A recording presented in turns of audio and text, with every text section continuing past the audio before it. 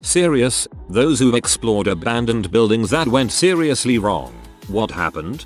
Friend of mine got an urbex tip about an abandoned military munition storage. Wide open gate, no locks. Drove right in. Found these grass covered bunkers. Empty inside, but very cool and creepy. Took some great pictures. All of a sudden a helicopter flies by. Low. Strange, but not that strange. My friend gets really spooked though. Looked like a police chopper. He insists we pull the truck into the bunker to hide in case it comes back. I pull the truck in, and sure enough it comes back. We all duck into the bunker, and this thing drops into a low hover, right above us. Spotlight shining on the bunker door. We are completely fricked. After a few minutes we all agree this is it. Squad car must be coming. Life is over. We just trespassed into some federal facility we only thought was abandoned. We are getting arrested. We all agree we might as well just come out. So we all walk out, into the spotlight, show ourselves, set our camera and tripod down. Chopper hovers there, nothing on loudspeaker. They're just looking at us. And then it turns and flies away. What does this mean? I don't know, just get in the freaking truck. So we all bust out of there, as fast as we can drive. And never saw a sign of the police again. Was probably just a training flight for hours. I used to work at a small airport and we'd get bad stop by for night practice. They used to have fun hovering and spotlighting us if we came out. I can totally see a pilot going, yay, let's see if we can make these guys pee their pants. It was in the forest behind the neighborhood I lived at as a child. It was called the Abandoned Grease Factory, a pretty spooky place for kids in the neighborhood to visit. Me and a buddy get asked by two kids who are about 3 or 4 years older than us to go check it out. We agree because we thought it would be cool. The two older guys after arriving begin making a crap ton of noise, like banging on walls, shouting, climbing to the top of the building and throwing crap off. Me and my buddy think nothing of it. Well, out of nowhere the two disappear. Me and my buddy begin swearing, trying to figure out where to go. Lo and behold, 3 cops walk out from around the corner and grab us. I guess the 2 older kids knew that cops come check the place often and they were causing a scene to attract the cops and get us in trouble. We were in 5th grade, I believe. My parents were not happy to see us arrive at the house in the back of the cop car. We then became mortal enemies with the older dudes, always trying to get back at them. Nothing very serious I guess went wrong, but man will I hate those guys forever, haha. I used to live in Virginia when I was younger and I had a good friend that I often stayed over at her house. Her dad had her one weekend and invited me over. We ended up going to his friend's house. It was a beautiful plantation house out in King George, I think, County. 3-story house with a lot of the original Civil War era furniture still inside. Some of the beds and stuff had sheets on them and the Smithsonian was supposed to come out and get the furniture. The guy had gotten a great deal on the house because it was so old and needed work and was apparently haunted. The house was amazing. There were little metal lined holes in the wall in each room where a little fire would go, and I think piping connected them, but I wasn't really sure. There was a small cot in one of the upstairs rooms that still had bullet holes in it, and there were dark spots on the floor that may have been blood, and there were bullet holes in the ceiling. The guy that lived there had a friend come and bless the very bottom floor where he lived. It was like a studio apartment. There was a bathroom, a kitchen-like area, a fireplace and a pull-out couch that he slept on. He told us how there would be footsteps all night throughout the upper floors and banging on the door that led to upstairs, which he obviously kept closed and locked at night. Now, onto the abandoned building part. My friend and I decided to explore the property, which had several slave cabins on it. They were pretty dilapidated and in need of some serious repair when looking from the outside. We decided to go into one and found a lot of furniture and paintings that were in surprisingly good shape. Upon entering the cabin, though, we just got this overwhelming feeling that we were not supposed to be there. It just felt wrong. Like this overwhelming feeling of dread. I told my friend that I felt like some bad things had happened there. We decided to press on and started up a ladder that went to a loft inside the cabin.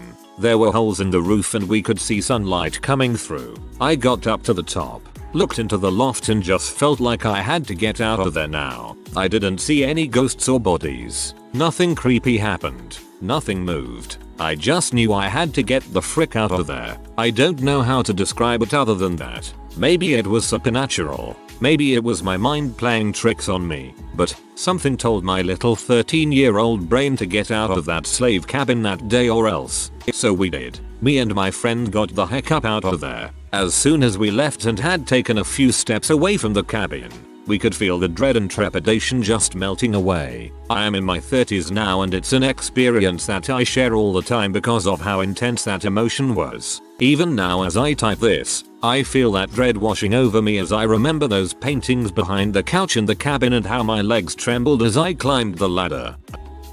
I didn't do it personally, but I used to work for an insurance claim management company that contracted people who did, and I have two stories that stand out. One of our contracted employees entered an abandoned house and went room to room to confirm damages. Dude entered the final room to find out it's been fully decorated to be a satanic shrine. Our contractor saw someone just standing there in the middle of the room and bolted for the exit once he realized there was someone else in there. 2. Lady I was walking through the process of accessing a property we were managing, found a dead body. Appeared to have been recently killed too. Said that the guy was laying in a pool of blood. She quit because of this incident. Bonus story. We once received the full report done by one of our contractors for a home that was in a newer suburban development. Apparently the property had some serious piping plumbing damage because the interior of the home was completely covered in mold. 2-story home and it was just mold city. So bad that the wood in the walls were practically melting.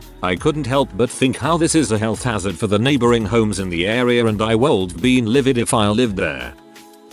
When I was about 12-13, me and a good friend of mine used to visit a rural woodland area near our houses, but soon found that the forest was like a bowl shape and the rim was around some construction sites. Anyway, we climb up the forest walls, which were super steep, and we made a lot of grunting noises as we were climbing up. We keep walking up and climb under over a fence and the whole construction site is completely silent. There's like nothing there except a skip and weeds growing every which way. It's definitely been abandoned for a while. Anyway, we did this a few times in the space of several months, and one time I decide to journey to this area by myself and check it out. So I get there, and as I'm on my way to the bold part, I stop and get my bearings right when a pretty big stick hits me really hard in the back of the head. I turn around and there's no one there. I even shout who's there and then pretend to laugh, assuming it's someone from my school playing a prank on me, but there's no answer. Now the stick that hit me wasn't just dropping from a tree, it came sideways, like an arrow almost down the aisle of the path I was walking down. I remember looking around and upwards,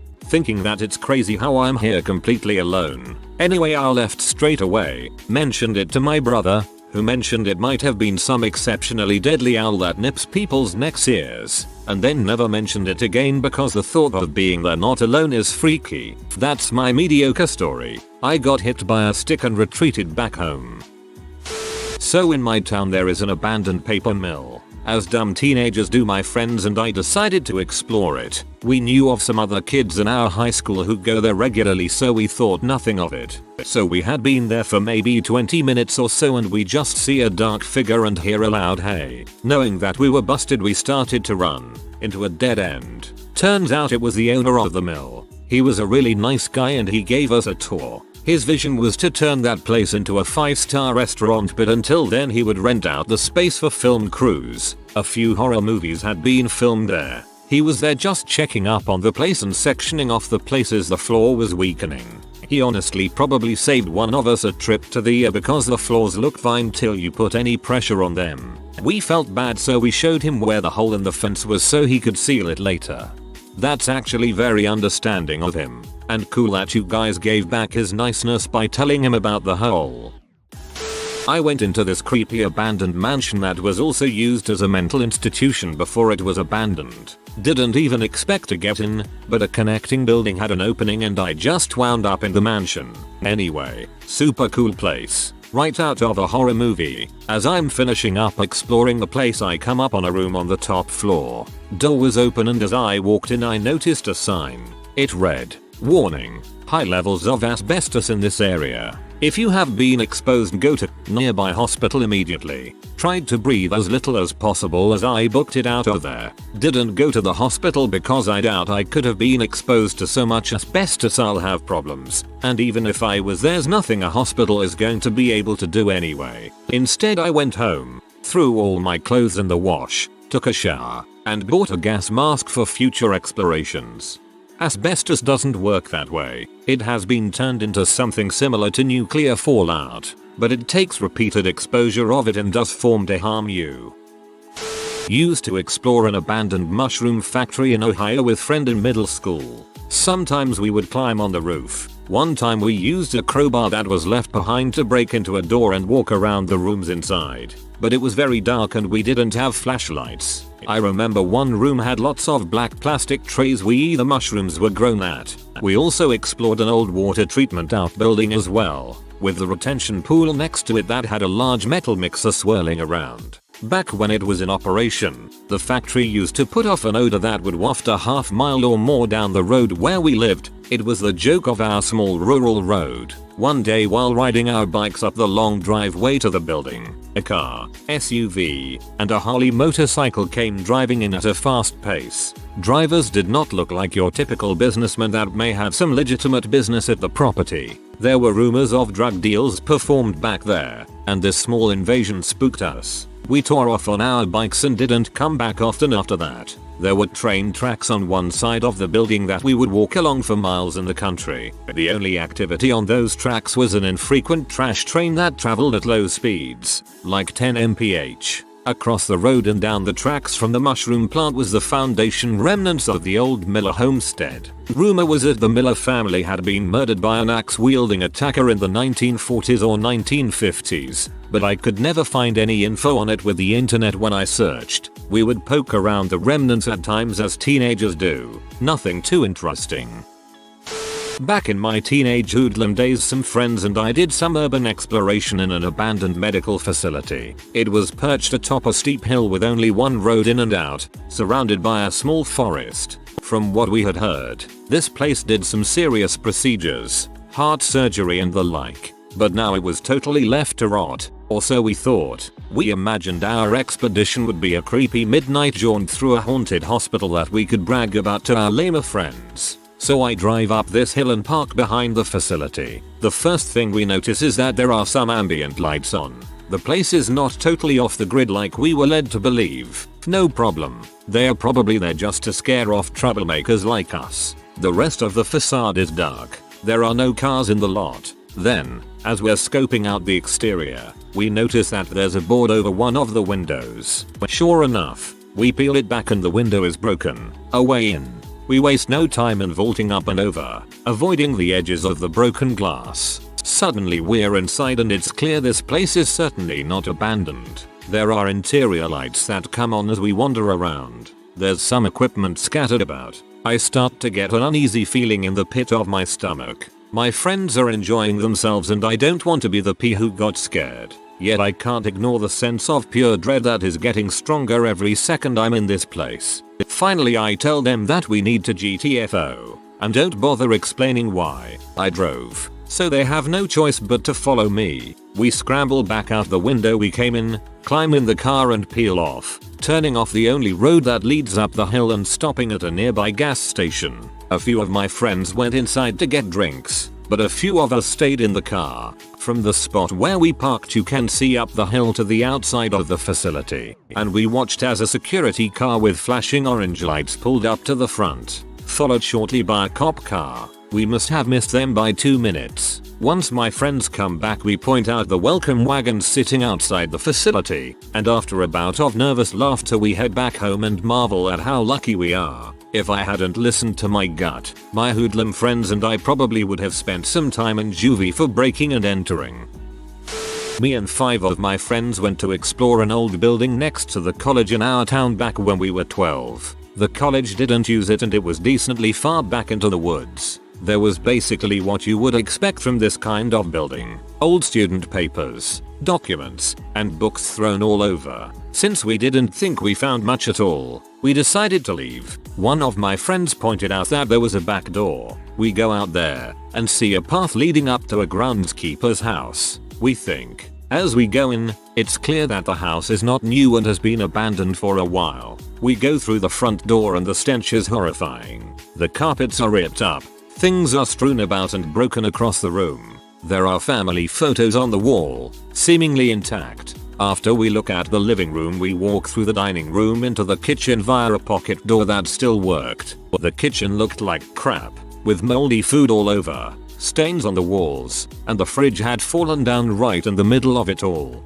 As we decide to loop around through the hallway to go upstairs, one of my friends notices that there is a door to the basement. It seems a little flooded, but that's normal, since we live 5 minutes from the Long Island shore. As we're about to go in, we hear a deep, raspy voice that said "get out." Before we could even scream, we ran out and down the path to our bikes and left. Still the most terrifying moment of my life to this day. I was on trip with friends. At the end of the trip, most of my friends were clicking pictures and I was not super into it, so I decided to take a walk on my own. I didn't know where I was going, but I saw an interesting building and wanted to go there. I was trying to remember every twist and turn I take so wouldn't get lost. I took a left into a more rustic looking street, which I soon regretted. After some time I realized there were a few brothels in the street and I was really scared. I was in my teens and ran into a building which was kinda abandoned. There I saw two serious looking dudes discussing something and one of them had a gun. I'm from India and guns with civilians is not common. I felt my heart slip. I quickly made a run for it and ran into the back door of the hotel, where a guard saw me panicking and let me in.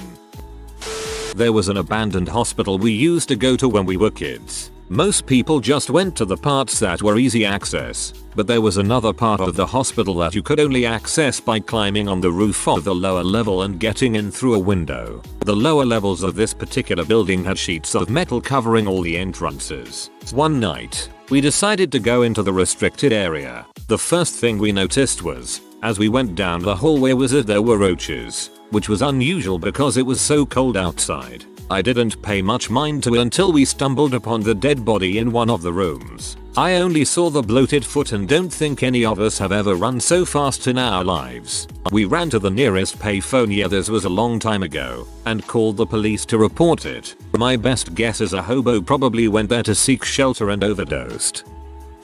There's an abandoned hospital not far from where I live, used for multiple uses before it shut down. There were a few windows with the plywood split off, so me and my friends would check them out. Annoyingly, a lot of the interior doors were screwed shut and we didn't want to make a racket kicking them or anything. The landowners lived on the site and would call the police if they knew you were there. I saw that there was an old hatch in the roof, so I pushed an old bed and climbed through it to get to the next building along. I'm crawling through this dusty butt space and then my hand hits something squishy. My friend passed me a torch and I realized it was a Bible. I looked around me, and I crap you not, there was stacks of Bibles all the way through this attic. No idea why, if I was over the chapel or what. Anyway, I kept on crawling and suddenly the gangplank just gave way and I went straight through the roof and landed on the floor below me. The torch was still up in the crawl space. By this point I'd passed 2 more walls so my friends couldn't hear me, and every window was boarded up so it was pitch black. Creepy enough as it was, I started trying to pry open the wood to get some light and to see where I was. You know, in the movies, a shaft of light will shine in a perfect beam to illuminate something. What do I see? A baby. A baby's freaking face. I nearly started crying right there. It was an old China doll. I'd fallen through into the old maternity wards. Eventually I'd gotten enough of the wood loose that the room was light enough and it was full of old buggers and children's stuff that hadn't been touched for 40+ years. After getting my butt out of there as quick as I could, I ended up in an outdoor courtyard that was blocked off on all 4 sides. Had to climb up and over the roof to get back to my friends. Then what do I arrive to? Yep, police. Me and 2 friends were exploring some old Soviet buildings in the country of Georgia. This was midwinter, and to get to each building ruin we had to trudge through about 2.5 feet of snow. There is probably 25 people in the entire town, no one near us for miles, no cell service. After we had our fun and decided to head back to the road we used to walk there, we decided it would be quicker if we cut across this field of snow, straight to the road. I'm in front, and about 10 yards into walking I step and fall almost completely into a hole hidden in the snow. I am in this awkward position with one leg dangling on the hole, one leg and arm holding on above the hole. I tell my friends to stop, and I try not to move since I don't know if I'm holding onto the ground or just tightly compacted snow. Using my fingers I slowly shovel snow back and forth until I can see where the ground is. Then I put all my weight there and pull myself out. Looking back into the hole, I crap you not, it's about 20 feet deep. And the bottom is just a bunch of broken concrete with metal rebar sticking out it. If I fell in completely I would have been royally ducked. I never partook in the destruction I'm about to describe, but I did always come along for the pleasant long walk, and because I was a lonely teenage boy. Anyway, I grew up in central Mississippi and there isn't a whole lot to do there. I was an especially nerdy kid, and my parents didn't invest into high-speed non-dial-up internet until I was about 16. Instead of sitting in a dark room in front of a screen all day, decided to start taking regular walks around the area. I'd often walk across people's farmland and most people didn't mind. They'd ask what I was doing if I was caught, and I'd explain that I was just walking, and they'd tell me to be safe and to not damage anything. Anyway, more kids moved into the neighborhood I was living in and I started to have company on my walks. One day, a few of the guys I would go for walks with asked me if I wanted to see this abandoned farmhouse. We walk about a mile, at least a quarter mile, into a cotton field that backed up to some woods. At the edge of the woods was this abandoned farmhouse. I refused to go in because of the sheer amount of animal crap and the overall smell. Outside the farmhouse were a bunch of junked out rusty old cars and oddly enough a train car. This became our destruction palace. We'd regularly walk out there and just smash stuff while I watched because I'm wimpy like that. After about a month or so of doing this, the other guys went inside and started smashing up the interior. One day they came out and mentioned that they managed to smash some beams clean and too. Didn't think much of it and was never going inside. Actually, look. Fast forward a week and a really bad storm hit. After everything began to dry out and we could walk out to the old farmhouse, we did. We get there and the place has completely collapsed. My friends had destroyed some support beams and the house could no longer withstand the storm and fell apart. I don't know anything about architectural integrity, but I can't help but wonder if we were ever in danger of having the whole place collapse on us. TLDR. Some friends of mine destroyed what were probably support beams in an old abandoned farmhouse, and the next time we went out there the whole building had collapsed. That's kind of sad. I'm glad you didn't destroy the stuff. Someone could still own the land waiting to fix it or have a lot of memories and family history tied up in the house. I've been around a fair number of abandoned places, but always make sure that you leave it exactly as you found it. If you are new to the channel, you can subscribe. I publish new videos every day. Until then, check another video.